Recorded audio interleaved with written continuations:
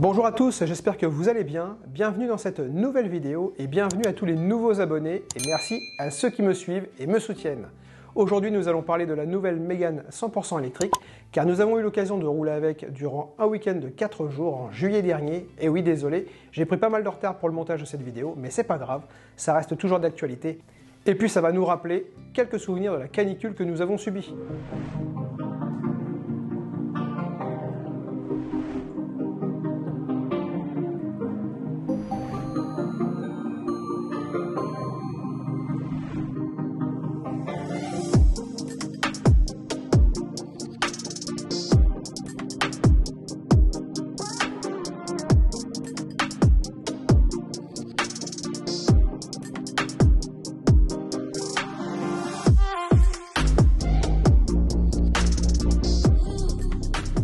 Alors comme d'hab, lorsque j'essaye un véhicule, c'est toujours de la même manière. Je ne change absolument pas mes habitudes. S'il faut mettre la clim, je la mets. Encore une fois, un essai, ça se fait en conditions réelles, sinon je vois absolument pas l'intérêt. Et c'est difficile ensuite de pouvoir faire un comparatif objectif. Le but de ce road trip, c'était de voir si le fait de le faire en véhicule 100% électrique allait nous poser problème et quelles ont été les différences par rapport à ce même trajet en full hybride. Nous ne partions pas dans l'inconnu concernant le trajet puisque nous avons l'habitude de le faire assez régulièrement. Mais en électrique, c'était une grande première. Pour ce road trip, nous avions une Mégane Tecno 220 EV60 Optimum Charge avec l'option pompe à chaleur. Pour moi, c'est la meilleure config, je parle juste du combo batterie chargeur embarqué et option pompe à chaleur. Pour le reste, ça a peu d'importance puisque je voulais juste faire un vrai comparatif entre full hybride et 100% électrique sur un trajet que nous connaissons très bien. Alors, seul bémol sur le véhicule essayé ce jour-là, il n'était pas équipé du régulateur de vitesse auto-adaptatif. Et pour le coup, c'était un peu gênant, car j'ai cet équipement sur l'Arcana et c'est bien utile. Fourni avec ce véhicule, nous avions un câble type 2 pour pouvoir recharger sur une borne publique et un câble domestique 16 A pour la recharge à domicile. J'avais pris le soin de commander la carte Mobilize Charge Pass de chez Renault. Elle est gratuite, profitez-en. Et la Fresh Mile qui, elle, est payante, 5 €, histoire d'en avoir deux différentes. Et oui, pour le coup, c'est chiant, mais j'ai bien fait, vous verrez ça un peu plus tard dans la vidéo. Allez, on passe au parcours. Avant toute chose, ce qu'il faut savoir, c'est lorsqu'on roule en véhicule électrique, il faut dans un premier temps se familiariser avec le nouvel environnement. Et pour ça, il existe plusieurs applications qui pourront vous aider à prévoir votre trajet, au moins au début. Je vais vous prendre deux exemples et on commence par le plus connu, ChargeMap, mais vous avez aussi ABRP que je trouve très bien également. Alors oui, je sais, les anti-véhicules électriques diront qu'on revient à l'époque de la carte papier où il fallait passer des heures à préparer son trajet, blablabla. Bah non, en fait, il existe des outils numériques, alors autant les utiliser, je les trouve très pratiques et simples d'utilisation. La première question qu'il faut se poser avant de partir, c'est quelles sont les possibilités de recharge une fois arrivé sur place? Bah ouais, si c'est pour courir à droite et à gauche à la recherche d'une borne, je pense que vous n'allez pas passer un bon séjour ou un bon week-end. C'est anxiogène et fatigant. Et c'est pour moi un élément déterminant pour une bonne expérience en véhicule électrique. Alors le plus simple, et d'ailleurs c'était notre cas, c'est d'avoir sur place une prise électrique dédiée, disponible tout le temps. Et oui, là encore, il ne faut pas que ça soit une prise partagée. Déjà que c'est très long à charger, alors si en plus il faut la partager, c'est mort. Sur place, nous avions une prise classique à notre disposition, donc pas de souci de ce côté-là. C'est juste qu'il faut être patient et organisé car la recharge est très longue. C'est une vingtaine d'heures, je crois, en partant de zéro. On est à 25-26 heures. Allez, on passe au trajet. Dans un premier temps, je vous mets le trajet à l'écran avec Google Maps.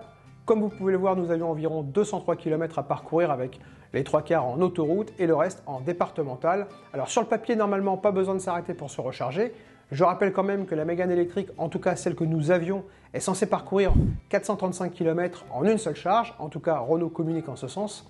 Maintenant, je vous mets ce même parcours, cette fois-ci avec ChargeMap, afin de confirmer que ce trajet est possible en une seule fois, sans recharge intermédiaire. Et comme vous pouvez le constater, c'est possible, et en plus avec une arrivée prévisionnelle avec 35% de batterie restante. Je fais ce même test avec l'application ABRP, et vous voyez, on retrouve les mêmes valeurs à 1% près, avec 34% de charge restante. Il faut savoir que ces deux applications sont plutôt pessimistes, donc c'est rassurant. Vous comprendrez un peu plus tard dans la vidéo pourquoi. Il y a certainement d'autres applications, mais les plus connues sont celles-ci. Je vous les recommande vivement. Pour organiser un voyage, un week-end, c'est toujours bien de prévoir les choses avant d'y aller, surtout en véhicule électrique. Allez, on y va!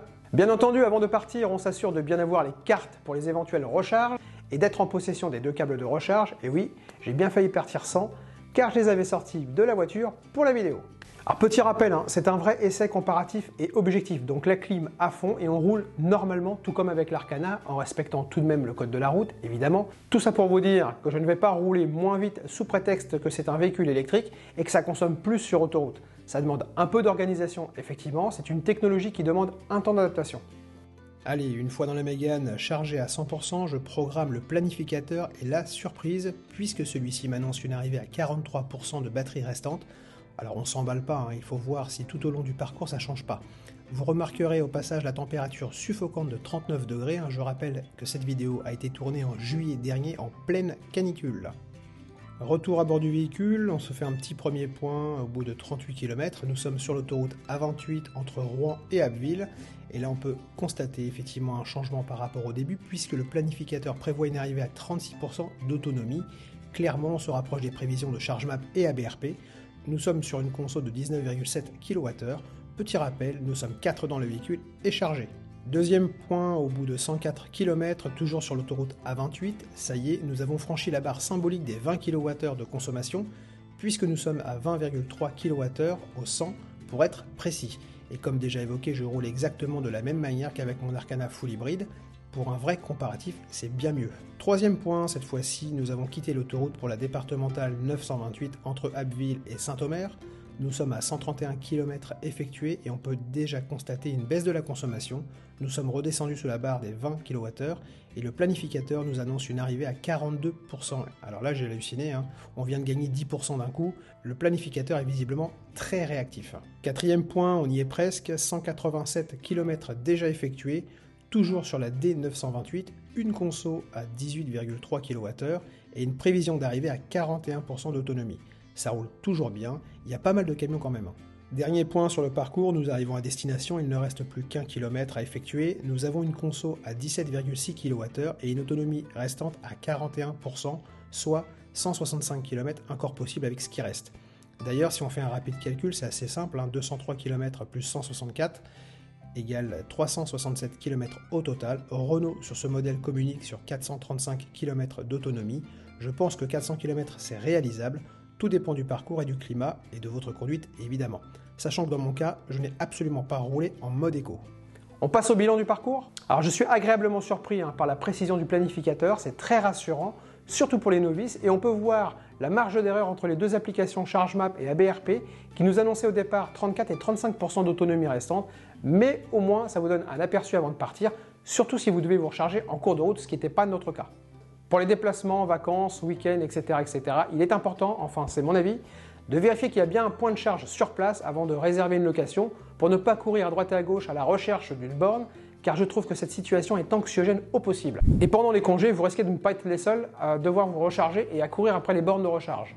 Nous concernant sur place, nous avions une prise électrique standard. Alors on va être clair, c'est pas foufou, mais ça peut tout de même suffire, il faut juste bien s'organiser en fonction des sorties pour ne pas être à court d'énergie. En gros, il faut laisser le véhicule constamment branché si on ne l'utilise pas. Nous avons fait quelques sorties à droite et à gauche et du coup, j'en ai profité pour essayer la toute nouvelle borne de recharge en 22 kWh chez Leclerc à Limbre, dans le Pas-de-Calais pour ceux qui ne connaissent pas.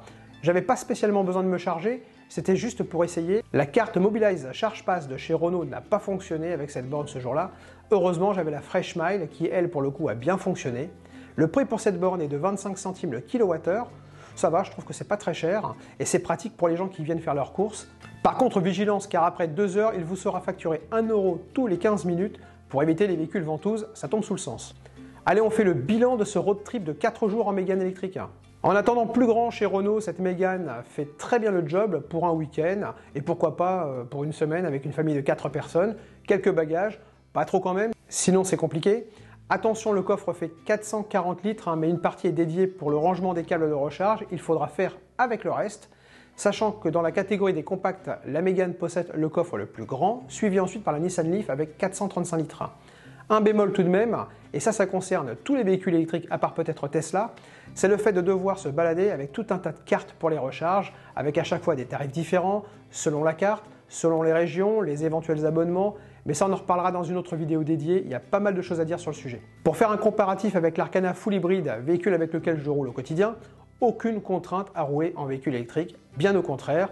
J'ai vraiment adoré les accélérations car sur la départementale, j'ai eu besoin de doubler quelques camions et autant vous dire qu'avec ce véhicule, ça traîne pas, c'est rapide et efficace. On aurait même tendance à rouler un peu vite si on fait pas attention. Au niveau habitacle, c'est quand même pas mal avec ce tableau de bord full numérique avec ces deux grandes dalles de 2x12 pouces, moi j'adore, et en plus le tout sous Android Automotive, c'est parfait. J'ai trouvé l'intérieur plus spacieux que dans l'Arcana alors que le véhicule est très compact, c'est assez étonnant. Par contre, le coffre reste quand même plus petit que celui de l'Arcana en full hybride, sans roue de secours, il n'y a même pas photo. Alors mes chers amis, n'hésitez pas à essayer cette Mégane électrique, elle est quand même pas mal. Au niveau de l'infodivertissement embarqué, à ce niveau-là, à part Tesla, il n'y a personne d'autre. Si vous devez voyager à 4, vous avez la possibilité de mettre un coffre de toit, ou bien un coffre sur attelage, pourquoi pas. Parlons un peu actualité.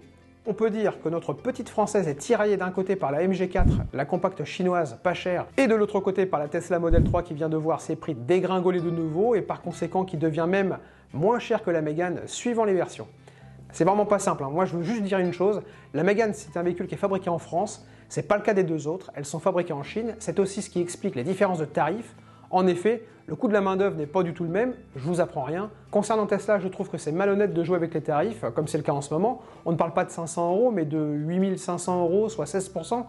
Ça fait pas sérieux, c'est irrespectueux pour les clients qui ont acheté juste avant ou qui sont en train d'être livrés. Bref, Elon Musk gère Tesla comme il gère Twitter, à la va comme je te pousse, c'est vraiment pas cool.